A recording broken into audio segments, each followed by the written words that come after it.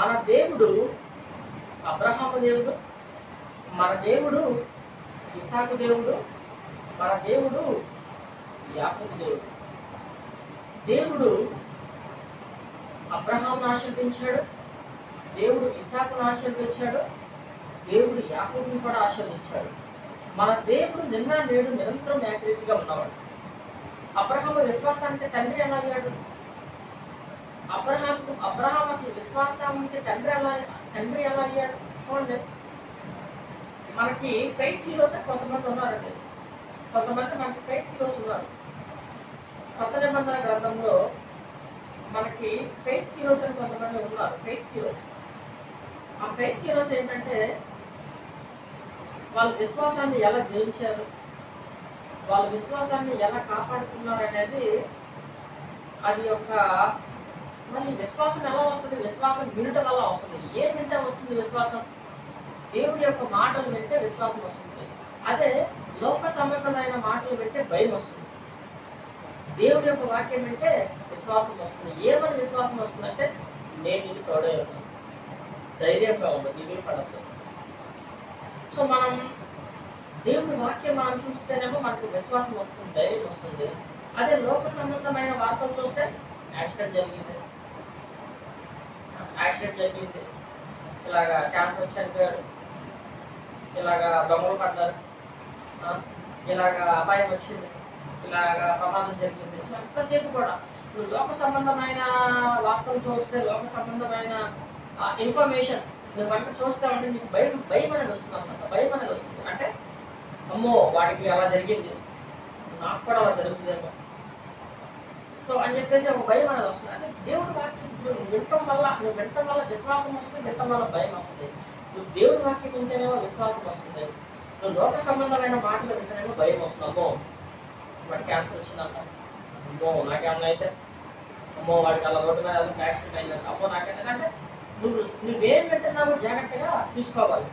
నువ్వు దేవుడి సంబంధమైన మాటలు వింటేనేమో నీకు వచ్చేది విశ్వాసం, నువ్వు లోక సంబంధమైన మాటలు వింటే వచ్చేది భయం.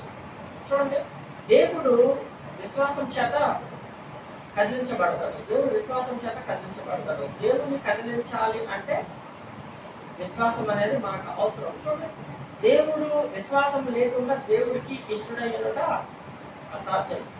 ఎందుకంటే విశ్వాసం అనేది దేవుడు ఉన్నాడని, ఆయన ప్రతిఫలం ఇస్తాడని నువ్వు నమ్మవలను కదా. చూడండి, హెబ్రీయులకు రాసిన పత్రిక 11వ అధ్యాయం చూడండి.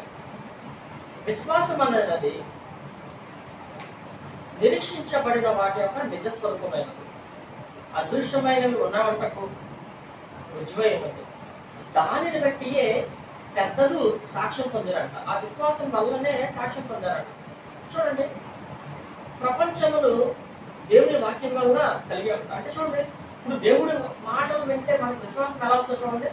నీ పక్క 1000 మంది పడినా, నీ పక్కన 10,000 మంది పడినా ఏ అపాయము కూడా నీ యొక్కకు రాదు. సో దేవుడి మాటలు మనం ఎక్కడ చేసేలా ఉంటే మనకి విశ్వాసాన్ని పెంచేలా ఉంటుంది. నేను నీకు తోడే ఉన్నాను, నీకు హాని చేయడానికి ఎవడు నీ మీదకి రాడు, నిన్ను ముట్టువాడు నాకు అడుగుతూ ఉంటాడు. చూడండి, దేవుడు మాకు మాటలు వింటా ఉంటే మనకి ఆదరణ కలుగుతుంది, మనకి ఎంకరేజ్మెంట్ కలుగుతుంది, మన విశ్వాసం అనేది పెరుగుతుంది. అందుకే మనం ప్రతిరోజు కూడా మనం ఎలాగైనా సరే మనం విశ్వాసాన్ని మనం తీసుకోవాలి దేవుడు. ఎందుకంటే విశ్వాసానికి కర్త, దాన్ని కొనసాగించేవాడు యేసయ్య. ప్రజలైన యేసుక్రీస్తు మాత్రమే ఆ విశ్వాసాన్ని కొనసాగించేవాడు. మన విశ్వాసం అనేది దేవుడి మీద ఉండాలి. సో ఎప్పుడైతే మనం దేవుడి మీద ఆనుకొని ఆయన మన విశ్వాసం ఆయన మీద ఉందో ఖచ్చితంగా మనము ముందుకు వెళ్తాం అన్నమాట. చూడండి, విశ్వాస వీరుల గురించి హెబ్రీయులకు రాసిన పత్రిక 11వ అధ్యాయంలో కొన్ని పాయింట్స్ ఉన్నాయి. ఏంటంటే విశ్వాసంను బట్టి హేబేలు కయ్యను కంటే శ్రేష్టమైన బలి దేవుడికి అర్పించాడు. అంటే హేబేలు కయ్యను కంటే శ్రేష్టమైనది అర్పించాడు. ఏంటి విశ్వాసము? ఏంటి విశ్వాసము? నీ దేవుడు ఎవరో నీకు తెలిస్తే, నీ దేవుడు ఎంత ఎంత ఎంత బెస్టో, ఎంత మంచివాడో, ఎంత శ్రేష్టమైన వాడో నీకు తెలుసు అనుకో, దేవుడికి బెస్ట్ ఇస్తాం. నీ దేవుడి గురించి నీకు సరిగ్గా నీకు తెలియలేదనుకో, దా వరస్ట్ ఇస్తావు. దేవుడు నిన్ను ఆశీర్వదిస్తాడు, నేను దీవిస్తాను అనే విశ్వాసం నీకు ఉందనుకో, విశ్వాసం లేకుండా దేవుడికి ఇష్టం అసాధ్యం. అలాగే మనకి క్రియలు లేని విశ్వాసము మొత్తం అన్నట్టుగా మనకి క్రియలు ఉండాలి. ఆ క్రియలు చూపించడానికి హేబెల్ అంట కయ్యన కంటే మనకి శాస్త్రం బలించంట. ఎందుకు ఇచ్చాడంటే దేవుడికి ఇస్తే ఎలా బ్లెస్ అవుతామో అది హేబెల్కి తెలుసు కాబట్టి దేవుడు నన్ను విశ్వసించాడు కాబట్టి ఈ దేవుడికి నేను శ్రేష్టమైనది ఇస్తే అమ్మో ఈ దేవుడికి ఇచ్చేస్తే ఇక నాకేం ఉంటుంది, అన్ని ఈ దేవుడికి ఇచ్చేస్తే ఇక నాకేం ఉంటుంది. నువ్వు బయటలో ఉండాల్సిన అవసరం లేదు. నీకు ఈ దేవుడి గురించి నీకు తెలిసిన పూర్తిగా నీ విశ్వాసంతో నువ్వు ఉంటే ఈ దేవుడు నేను ఇచ్చానంటే నేను ఖచ్చితంగా దేవుడిని ఆశీర్వదిస్తున్నాడు. ఈ దేవుడికి నేను ఇచ్చానంటే శ్రేష్టమైన నేను ఇచ్చానంటే ఖచ్చితంగా నేను దీవించబడతాను. విశ్వాసం ఉంది కాబట్టి హేబెలు మంచి అర్పణ ఇచ్చాడు. అండ్ కయ్యను ఏదో ఒకట్లే అని చెప్పేసి శ్రేష్టమైన దాన్ని దేవుడికి ఇవ్వలేకపోయాడు కయ్యను. చూడండి, అయితే నీకు విశ్వాసం అనేది ఉండాలి. ఆ విశ్వాసం అనేది దేవుని బట్టి నీకు కలుగుతూ ఉంటుంది అనమాట. విశ్వాసం బట్టి నోవా అంట ఆది వరకు చూడని సంగతులను గురించి దేవుడి చేత హెచ్చరించబడి భయభక్తులు కలవాడే ఆ ఇంటి వారి వరకు ఒక ఓడను సిద్ధం చేశాను. అందరూ అన్నారంట, నీకు అసలు ఏమన్నా సరే బుద్ధి ఉందా, చదువుకున్నాడు కదా, సముద్రం పక్కన సునామీ రావటమో లేదా మునిగిపోతుందో లేదంటే ఒక అర్థం ఉంది కదా. ఈ ఎడారి లాంటి ఎంత లోకల్ ప్లేసెస్ లో చూడండి, ఆ సముద్రం పక్కన ఉన్న ఏ యొక్క సిటీస్ మునిగిపోయాయి లేదంటే ఏదన్నా సరే పొంగు ద్వారా ఏదైనా కొట్టుకుపోయిందంటే మనం నమ్ముతాం కానీ మునిగిపోయిందంటే. సో లోపల ఇంటీరియర్ ప్లేసెస్ సముద్రం నుంచి దూరంగా ఎడారిలో ఉన్న ప్లేసెస్, ఏదో బాగా కొండపైన ఉన్న ప్లేసెస్ లేదా హిల్ స్టేషన్స్ లాంటి ప్లేసెస్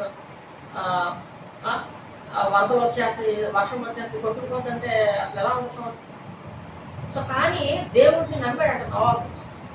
ఈ యొక్క జలప్రలయం వస్తుంది, ఈ జలప్రలయం ద్వారా మనుషులు చనిపోతారు, వెళ్ళి వాళ్ళని కాపాడంటే నోవా నమ్మాడంట. నమ్మాడు కాబట్టి అతను ఓడని తయారు చేశాడు. లేదంటే దేవుడు ఏంటి నువ్వు ఓడ చేయమంటావేంటి? అతను నమ్మాడు కాబట్టి అతను ఓడ తయారు చేశాడు. అతను ఒక్కడికే అతని కుటుంబం కోసం తయారు చేసుకోవాలి. దేవుడు చెప్పాడు, ఎవరైతే నమ్ముతారో వాళ్ళు నీ ఓడలో ఉంటారు, నువ్వు వెళ్ళి ప్రకటించు, విశ్వసించిన వాళ్ళు వస్తాడు వాళ్ళని చెప్పేసి. చూడండి, అతను దేవుడి మాట నమ్మాడు కాబట్టి ఒక పడవ తయారు చేసుకున్నాడు. అంటే అతను విశ్వాసం చూపించాడు. అంటే విశ్వాసం అనేది క్రియల రూపం అతను చూపించాడు. క్రియల రూపం అంటే నేను నమ్ముతున్నాను ప్రభా, నేను జలప్రలయం వస్తాను, నువ్వు నమ్ముతున్నావు అన్నావా? నేను నమ్ముతున్నాను ప్రభా. సరే, మరి నువ్వు నమ్ముతున్నావు దానికి రుజువు ఏంటి? సో క్రియలు ఉండాలి విశ్వాసంలో. అర్థం ఏంటి అంటే అతను నిజంగానే పడవ తయారు చేశాడు, తన కొలతలు తీసుకున్నాడు, చేశాడు. అదే రుజువు. పడవ తీసుకున్నాడు, అదే రుజువు. విశ్వాసాన్ని చూపించాడు దేవుడికి. చూడండి, అబ్రహాము పిలువబడినప్పుడు ఆ పిలుపుకు లోబడి 11 వచ్చాయి. తన స్వాస్థ్యంగా పొందబడిన ప్రదేశంకు బయలుదేరాడు. మరియు ఎక్కడికి వెళ్ళాలో అది ఎరుగకే బయలుదేరాడు. అతను అసలు ఎక్కడికి వెళ్ళాలో కూడా నాకు తెలియదా. దేవుడు వెళ్ళమన్నాడు, నేను వెళ్ళాను. దేవుడు నాకు తోడే ఉన్నాడు, నేను వెళ్ళాను. చూడండి, ఒక ఊర్లో మనము ఒక 20 సంవత్సరాలు 30 సంవత్సరాలు ఉండి అక్కడ సొంత ల్యాండ్స్ కొనుక్కొని, ఇల్లు కట్టుకొని, సొంత బిజినెస్ చేసి, సొంత ఇండస్ట్రీస్ పెట్టుకొని, సొంత చుట్టాలు బంధువులు అందరూ అదే ఊర్లో ఉండి అసలు దేవుడు ఆ ఊరిని వదిలేయమన్నా మనం వదిలేయగలము? మొత్తం అన్ని ఆస్తి మొత్తం వదులుకొని వచ్చేయగలము? కానీ అబ్రహాము దేవుడిని నమ్మటం వల్ల విశ్వాసంను బట్టి ఆ పిలుపుకు లోబడ్డాడు. అంటే పిలుపుకు లోబడటం అంటే నేను నిన్ను పిలుస్తున్నాను, నువ్వు కనుక వస్తే నేను శ్రమకు తగ్గి చేస్తాను. పిలుపుకు లోబడి మొత్తం వదిలేసుకొని వచ్చాడంట. అదంతా ఈజీ విషయం కాదండి. ఒక ఊరిని వదిలేసి, ఆ ఊర్లో ప్రాపర్టీని వదిలేసి, ఆ ఊర్లో స్థలాన్ని వదిలేసి, ఆ ఊళ్ళో చుట్టాలను వదిలేసి, బంధువులను వదిలేసి వెళ్ళడం ఈజీ కాదు. నీకు దేవుడు కావాలా, ఇల్లు కావాలా? దేవుడే కావాలి. అంతే వదిలేసి రావాలి. నీకు దేవుడు కావాలా, ఇండస్ట్రీస్ కావాలా? దేవుడే కావాలి. నీకు దేవుడు కావాలా, చుట్టాలు కావాలా? దేవుడే కావాలి. చూడండి, దేవుడు సపరేట్ చేస్తాడంటే అర్థం ఏంటంటే, దేవుడు మనకు ప్రత్యేకపరుస్తాడంటే అర్థం ఏంటంటే, దేవుడు మనకి మన ద్వారా ఏదో గొప్ప కార్యం చేయబోతున్నారు. దేవుడు మనం సపరేట్ చేస్తున్నాడు, ఈ లోకం నుంచి మనం సపరేట్ చేస్తున్నాడు అంటే అర్థము ఆయన మనల్ని గొప్పగా వాడుకోవాలని చెప్పేసి ఒక నిర్ణయం కలిగి ఉన్నాడని అర్థం. సో ఒకవేళ అబ్రహాం కనుక విశ్వాసంతో లోపడకపోతే ఆయన జనములకు తండ్రి అయ్యేవాడే కాదు. సో అతనితో సమానమైన వాగ్దానానికి ఇస్సాకు కన్నాడు, యాకోబు ఇచ్చాడు దేవుడు. చూడండి, ఏలైనగా దేవుడు దేనికి శిల్పి? దేనికి నిర్మాణంగా ఉన్నాడో పునాదులు గల ఆ పట్టణం కొరకు అబ్రహాం ఎదురు చూసినట్ట. ఈ ఈ ఊరిని వదిలేయమంటే వదిలేయటం కాదు. నేను చూసే ఊరు ఏంటంటే ఆ పునాదులు గల ఆ పట్టణం. నేను ఆ పట్టణం గురించి ఎదురు చూస్తున్నాను. దేవుడు దేనికి శిల్పై ఉన్నాడు, దేనికి ఆయన నిర్మాణకుడై ఉన్నాడు, పునాదులు గల పట్టణం గురించి అబ్రహాం ఎదురు చూశాడంట. ఈ పట్టణమే వదిలేస్తాను, నీకోసం వదిలేస్తానయ్యా, నీకోసం ఈ పట్టణం వదిలేస్తాను, నీకోసం నా కుటుంబాన్ని వదిలేస్తాను, నీకోసం నా ఇంటిని వదిలేస్తాను, నీకోసం నశిస్తాను. చూడండి, దేవుడి గురించి మనం ఏం వదిలేస్తున్నాం? మన అసూయ వదిలేస్తున్నాము, మన కోపం వదిలేస్తున్నాము, మన అబద్ధ మాటలు వదిలేస్తున్నాము, లేదంటే మన దేవుడి గురించి మనం ఏం సాక్రిఫైస్ చేస్తున్నాం? మనకి ఆయన ఏదైనా వదిలేయడానికి అర్థం ఏంటంటే అది వదిలేయటం వల్ల మనం ప్రశ్నలకు మనం ప్రమోట్ చేయబడతాం. ఆయన ఏదైనా వదిలేయడానికి అర్థం ఏంటంటే ఇది కనుక నువ్వు వదిలేస్తే నేను లోత స్థితి మీద తీసుకెళ్తాను. నువ్వు లోత స్థితిని ఎదగకుండా ఉండడానికి కారణం ఏంటంటే అది నువ్వు ఉంచుకోవడం వల్లే నువ్వు ఎదగలేకపోతావు. నువ్వు ఎప్పుడైతే దాన్ని వదిలేస్తావో నేను నెక్స్ట్ లెవెల్ దేవుడు తీసుకెళ్తాను. అబ్రహాము కనుక అది వదిలేయకుండా అలాగే ఉంటే అతను నెక్స్ట్ లెవెల్కి వెళ్ళేవాడు కాదు. వదిలేశాడు. దేవుడి గురించి నువ్వు వదిలేయాలి. నీకు ఇష్టం లేదు నువ్వు వదిలేయాలి. లోక సంబంధమైన స్నేహితులు వదిలేయాలంటే వదిలేయాలి.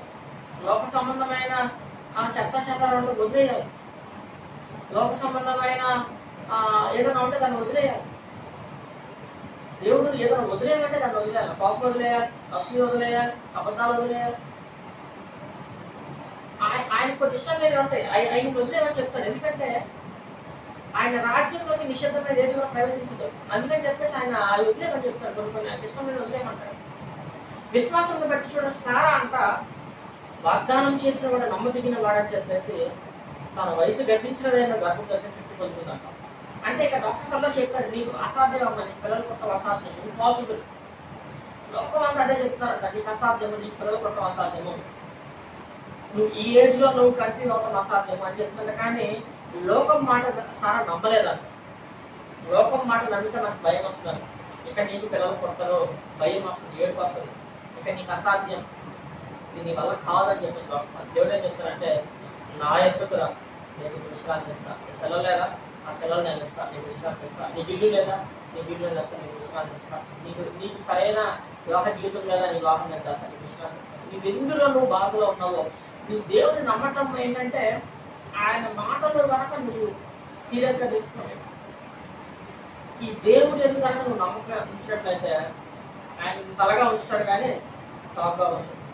ఆయన తలగా ఉంచుతాడు, టాప్గా ఉంచుతాడు. నువ్వు ఖచ్చితంగా తలగా ఉంటావు, నువ్వు టాప్గా ఉండవు.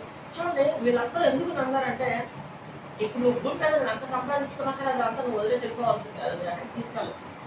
అదే దేవుడు నీకు తోడే ఉన్నాడు అనుకోండి, దేవుడు నీకు తోడే ఉన్నాడు అనుకోండి, నీవు ఉండే లెవెల్ వేరు, నువ్వు ఉన్న స్థితి వేరు. ఈ భూమి మీద మనం ఇది కావాలి అది కావాలి అనుకుంటాం. దేవుడు తెలుసు మనకి ఏది అవసరం, ఆయనకు తెలుసు. మనకి ఏది అవసరం లేదో కూడా ఆయనకు తెలుసు. దీనివల్ల మనం బ్లెస్ అవుతున్నామంటే దేవుడు ఉంచుతాడు. దీనివల్ల మనకు నష్టం ఉందంటే అది మనం తీసేయాల్సి వస్తుంది అనమాట.